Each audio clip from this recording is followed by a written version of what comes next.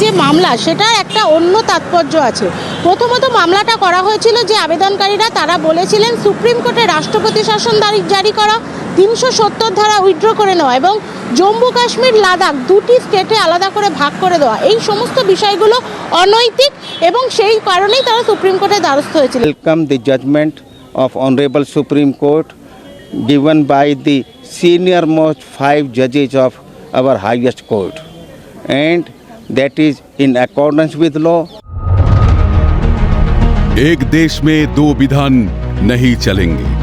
ভারত কেশরী শ্যামা প্রসাদ মুখোপাধ্যায় জম্মু কাশ্মীর প্রসঙ্গে এই মনোভাব পোষণ করতেন। 2019 সালের 5ই আগস্ট উপত্যকা থেকে সংবিধানের বিশেষ 370 ধারা বিলোপ করে দ্বিতীয় মোদী সরকার। রাজনৈতিক বিশেষজ্ঞরা বলছেন শ্যামা প্রসাদ মুখোপাধ্যায়ের অবিচ্ছেদ্য কাশ্মীরের সেই স্বপ্ন পূরণে গুরুত্বপূর্ণ সিদ্ধান্ত দ্বিতীয় মোদী সরকারের। তারপর থেকেই সরাসরি ভারতীয় সংবিধানের আওতাভুক্ত জম্মু কাশ্মীর। কেন্দ্রের জনমুখী প্রকল্পগুলোর আওতায় চলে আসেন জম্মু এবং কাশ্মীরবাসী। কিন্তু দ্বিতীয় মোদী সরকারের এই সিদ্ধান্তের বিরোধিতা করে সুপ্রিম কোর্টে দরবার করে একাধিক সংগঠন এবং উপত্যকার রাজনৈতিক দলগুলো। সেই আবেদনগুলোকে এক করে দীর্ঘ শুনানির পর সোমবার রায় ঘোষণা দেশের শীর্ষ আদালতে।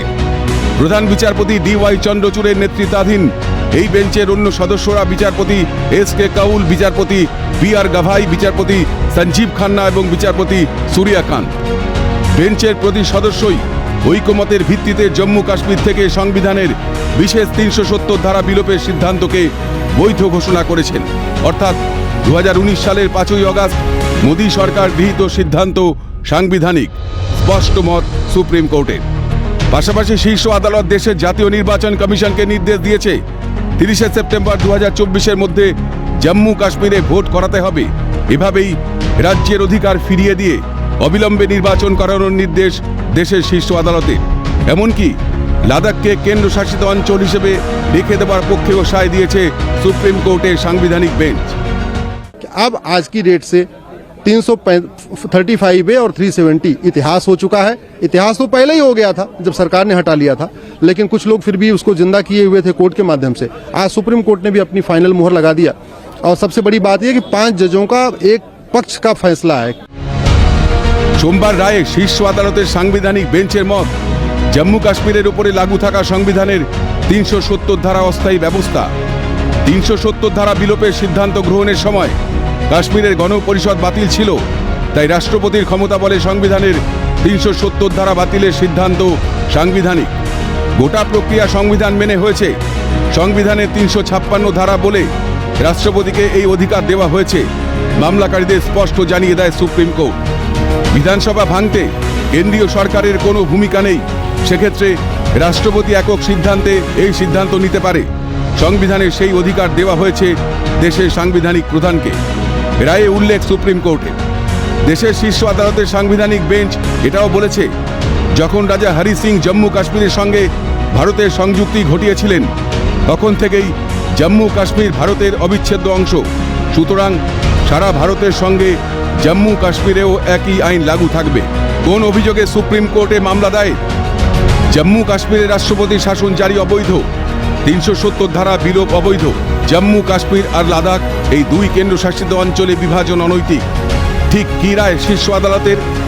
রাষ্ট্রপতি শাসনের সিদ্ধান্ত বৈধ, জম্মু কাশ্মীর ভারতের অবিচ্ছেদ্য অংশ, কেন্দ্রশাসিত অঞ্চল থাকবে লাদাখ। জম্মু কাশ্মীরকে রাজ্যের মর্যাদা ফেরাতে হবে। 30 সেপ্টেম্বর 2024-এর মধ্যে ভোট করাতে হবে। সুপ্রিম কোর্টের রায় সামনে আসতেই হ্যাশট্যাগ নয়া জম্মু কাশ্মীর পোস্ট প্রধানমন্ত্রী।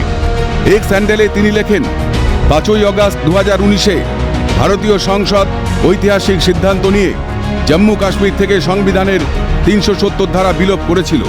সোমবার সুপ্রিম কোর্ট সেই সিদ্ধান্তকে বৈধতা দিয়েছে। এই রায় জম্মু কাশ্মীর এবং লাদাখের ভাই বোনদের আশা, ঐক্য এবং সমৃদ্ধির রায়। ভারতের ঐক্যকে সুরক্ষিত রাখতেই এগিয়ে এসেছে সুপ্রিম কোর্ট। পাল্টা hashtag we shall overcome article 370 লিখে এক্স হ্যান্ডেলে সরব জম্মু কাশ্মীরের প্রাক্তন মুখ্যমন্ত্রী ওমর আবদুল্লাহ। তিনি লেখেন, অসন্তুষ্ট কিন্তু ব্যথিত নয়, লড়াই জারি থাকবে। বিজেপি 1 দশক সময় নিয়েছে এই জায়গায় পৌঁছতে, আরও বড় লড়াইয়ে নামতে আমরা প্রস্তুত। ইন্দ্রাণী দাশগুপ্তের রিপোর্ট, ক্যালকাটা নিউজ।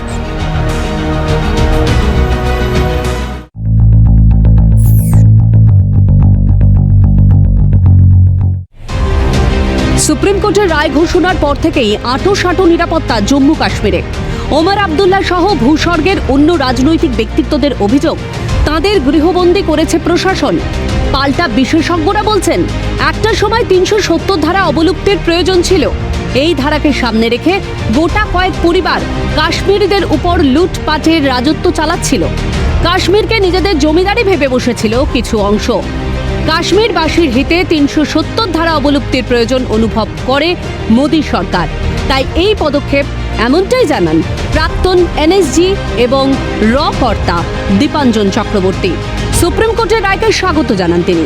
কোর্ট বিবেচনা করে দেখেছেন ৩৭০ জারি থাকাকালীন কাশ্মীর আর ৩৭০ অবলুপ্তির পর কাশ্মীরে আকাশ পাতাল পার্থক্য, এমনটাই দাবি দীপাঞ্জন চক্রবর্তী। কাশ্মীরের সাধারণ মানুষের ভালোর জন্য ৩৭০ অবলুপ্তির দরকার ছিল, সেটা সরকার বুঝেছে এবং সেই হিসাবে ব্যবস্থা নিয়েছিল। তো সুপ্রিম কোর্টের যে আজ রায়টা এসছে এটা নিঃসন্দেহে স্বাগত, এটা হওয়ারই ছিল। কারণ চোখের সামনে দেখতে পাচ্ছেন যে বিচারকরা যে তথ্য দেওয়া হয়েছিল তাদের, যে ৩৭০-এর আগের কাশ্মীর আর ৩৭০-এর অবলুপ্তির পরের কাশ্মীর, এদের আকাশ পাতাল পার্থক্য। চাই আপনি শান্তি শৃঙ্খলা বলুন, টেরোরিস্ট অ্যাটাক বলুন, ওখানকার যে মূল জনস্রোতে ফিরে আসা যুবক যুবতীদের কথা বলুন, সবগুলোই পজিটিভ। জম্মু কাশ্মীর ভারতের অবিচ্ছেদ্য অংশ, একথা রাজনৈতিক বিশ্লেষকরা অতীতে বহুবার দ্ব্যর্থহীন ভাষায় দাবি করেছে। আন্তর্জাতিক স্তরে এই অবিচ্ছেদ্যতার স্বীকৃতি দরকার ছিল, মত রাজনৈতিক বিশ্লেষকদের। ৩৭০ ধারা রদ করে জম্মু কাশ্মীরের বাসিন্দাদের উপর চলতে থাকা অস্থায়ী ব্যবস্থা তুলে দেওয়া হয়েছিল। মোদী সরকারের এই সিদ্ধান্তকে শিলমোহর দিয়েছে সুপ্রিম কোর্ট। ভারতের অখণ্ডতা, জাতীয় সংহতি এবং সাংবিধানিক শাসন প্রতিষ্ঠায় শীর্ষ আদালতের রায় তাৎপর্যপূর্ণ, জানান রাজনৈতিক বিশ্লেষক অমিতাভ কাঞ্জিলাল। জাস্টিস চন্দ্রচূড়ের যে রায় আমরা জানতে পারলাম, নিঃসন্দেহে এটা একটা ল্যান্ডমার্ক এবং হিস্টোরিক্যাল জাজমেন্ট ভারতবর্ষের অখণ্ডতা, ভারতবর্ষের জাতীয় সংহতি এবং সাংবিধানিক শাসন প্রতিষ্ঠার ক্ষেত্রে।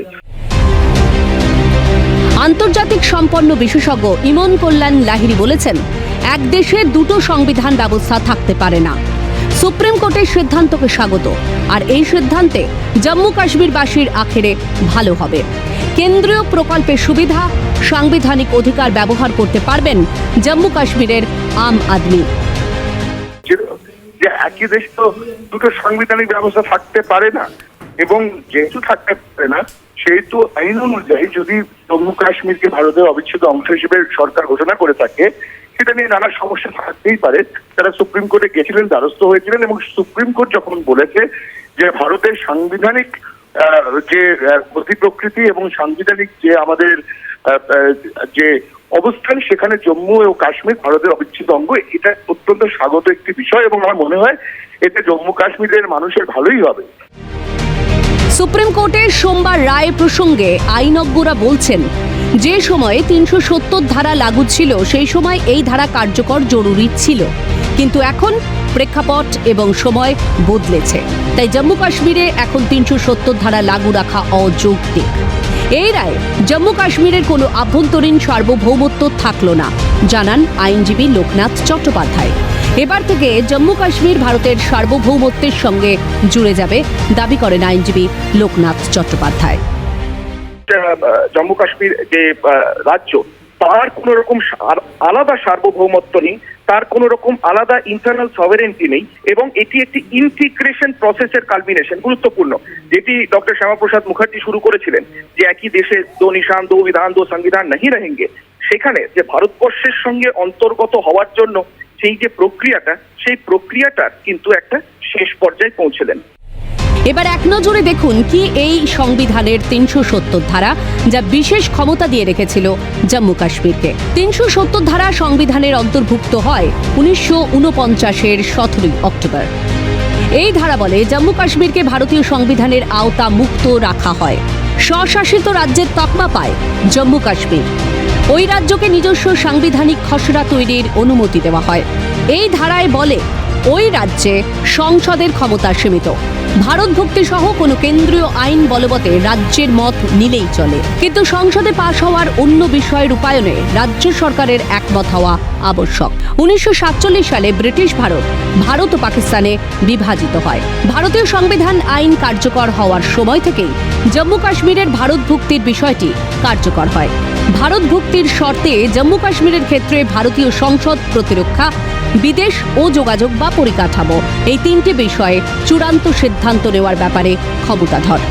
রাজ্য সরকারের অনুমতিক্রমে সংবিধানের বিশেষ 370 ধারা বিলোপের নিদান দেওয়া ছিল, কিন্তু 2018 থেকে সে রাজ্যে রাষ্ট্রপতি শাসন। মেহবুবা মুফতির সরকার সংখ্যালঘু হয়ে পড়ায় ভেঙে যায় বিধানসভা। ফলে সরকারের কোনো অস্তিত্ব না থাকায় ভারতীয় সংসদের অনুমতিক্রমে রাষ্ট্রপতির সম্মতি নিয়ে তৎকালীন রাজ্যপাল চূড়ান্ত শিলমোহর বসান ধারা বিলোপের সিদ্ধান্তে। এরপর থেকেই দেশের বাকি অঙ্গরাজ্যের মতোই কাশ্মীরও চলে আসে ভারতীয় সংসদের আওতায়। সংসদে দেশের হিতে তৈরি আইন সরাসরি প্রণয়নের পথ তৈরি হয়েছে জম্মু কাশ্মীরে। ক্যালকাটা নিউজ।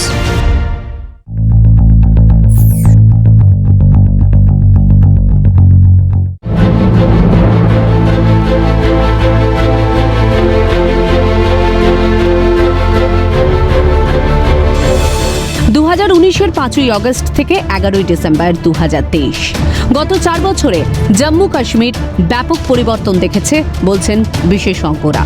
তথ্য জানার অধিকার আইন, খাদ্য সুরক্ষার মতো প্রকল্পগুলোর সুবিধা ইতিমধ্যে পেতে শুরু করেছে সে রাজ্যের সাধারণ মানুষ। পাশাপাশি জঙ্গিবাদ ছেড়ে সমাজের মূল স্রোতে ফিরতে শুরু করেছে উপত্যকার যুব সমাজ। কমেছে জঙ্গি আক্রমণ, আইন শৃঙ্খলা যথেষ্ট আশানুরূপ বলছেন বিশেষজ্ঞরা। আগে বাহিনীকে উদ্দেশ্য করে পাথর ছোঁড়ার যে ঘটনা চলত, সেই প্রথায় রদ টেনেছে রাজ্য পুলিশ। ফলে পুলিশ এবং সেনাবাহিনীর গুলিতে পাল্টা সাধারণ মানুষের মৃত্যুর ঘটনা শূন্যে এসে দাঁড়িয়েছে। কমেছে জঙ্গি অনুপ্রবেশ এবং জঙ্গিবাদের স্রোতে ভেসে যাওয়ার ঘটনা। সম্প্রতি স্বরাষ্ট্রমন্ত্রী লোকসভায় দাঁড়িয়ে ঘোষণা করেন পাক অধিকৃত কাশ্মীর ভারতের। সেই কাশ্মীরের জন্য বিধানসভার আসনও বরাদ্দ করা হয়েছে আসন পুনর্বিন্যাসে। সেই ঘোষণাও করেন অমিত শাহ। ফলে জম্মু কাশ্মীর বিধানসভায় মোট আসন সংখ্যা বেড়ে দাঁড়িয়েছে 114টি। বিশেষজ্ঞরা বলছেন, জম্মু কাশ্মীর থেকে সংবিধানের 370 ধারা বিলোপ বিজেপির নির্বাচনী এজেন্ডা। তাই দ্বিতীয়বার ক্ষমতায় এসে সেই প্রতিশ্রুতি পূরণে কাজ করেছে মোদী সরকার। এবার দেশের শীর্ষ আদালত সেই কাজেই স্বীকৃতি দেওয়ায় 24-এর ভোটের আগে অনেকটা অ্যাডভান্টেজে নরেন্দ্র মোদী, অমিত শাহরা। বিশেষজ্ঞরা বলছেন, পর্যটন, স্থিতি, আইনের শাসন বেড়েছে জম্মু কাশ্মীরে। প্রশাসনিক ব্যবস্থায় আস্থা ফিরেছে জনসাধারণের। স্বাভাবিকভাবেই বিনিয়োগ, বাণিজ্যের পরিসর খুলে গিয়েছে দাবি ওয়াকিবহাল মহলের। এই পরিবেশে 24-এর লোকসভা ভোটের সঙ্গেই জম্মু কাশ্মীরে বিধানসভা ভোট করাতে পারে নির্বাচন কমিশন। সেক্ষেত্রে সুপ্রিম কোর্টের নির্দেশও কার্যকর করতে পারবে কমিশন। ক্যালকাটা নিউজ।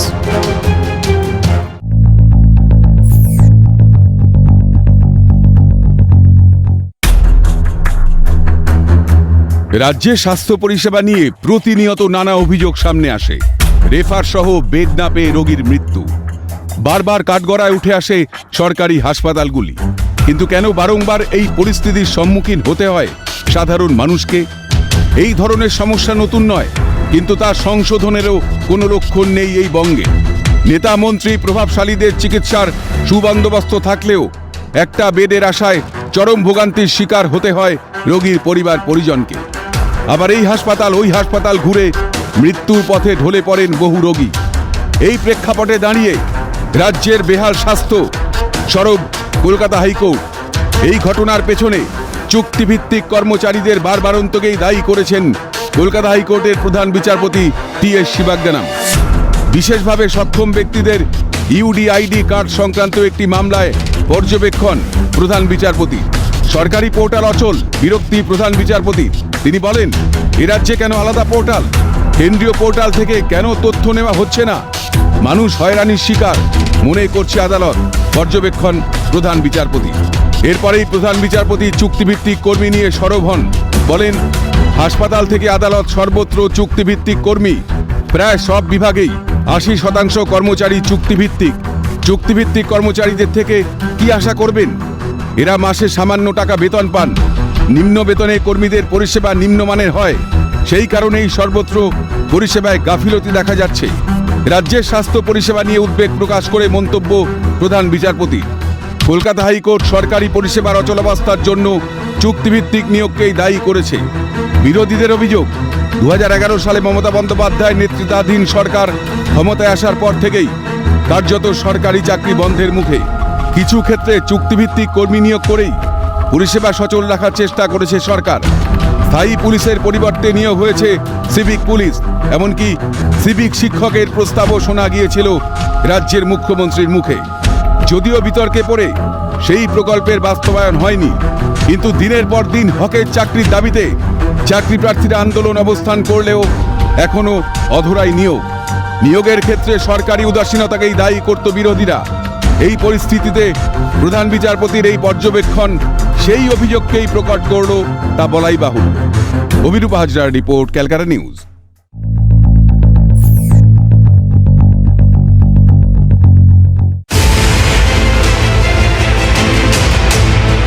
এবার রাজ্যের মুখ্য সচিবের বিরুদ্ধে জাতীয় নির্বাচন কমিশনারকে চিঠি লিখলেন রাজ্যের বিরোধী দলনেতা শুভেন্দু অধিকারী। শুভেন্দুর অভিযোগ, রাজ্য সরকারের দুয়ারে সরকার প্রকল্প চলাকালীন ভুয়ো ভোটার কার্ড তৈরি নিয়ে দুয়ারে সরকার প্রকল্পের সময় এক শ্রেণীর আধিকারিক ব্লক এবং পঞ্চায়েত স্তরের ক্যাম্পে গিয়ে সচিত্র ভোটার কার্ড তৈরি করেছেন, এমনটাই অভিযোগ আনলেন রাজ্যের বিরোধী দলনেতা। পাশাপাশি তার অভিযোগ, বিবাহিত মহিলাদের নামেই এই ভোটার কার্ড তৈরি আবেদন বেশি জমা পড়ে বাসস্থান পরিবর্তনের নামে। আর এ কারণেই আগামী লোকসভা নির্বাচনের আগে ফের ভুয়ো ভোটার কার্ড তৈরির আশঙ্কাতেই জাতীয় নির্বাচন কমিশনারকে চিঠি লিখেছেন শুভেন্দু অধিকারী। এর পাশাপাশি সমগ্র বিষয়টি নিয়ে একটি টুইটও করেছেন রাজ্যের বিরোধী দলনেতা। এর আগে বহুবার রাজ্য সরকারের বিরুদ্ধে ভুয়ো ভোটার কার্ড তৈরির অভিযোগ এনেছেন বিরোধীরা।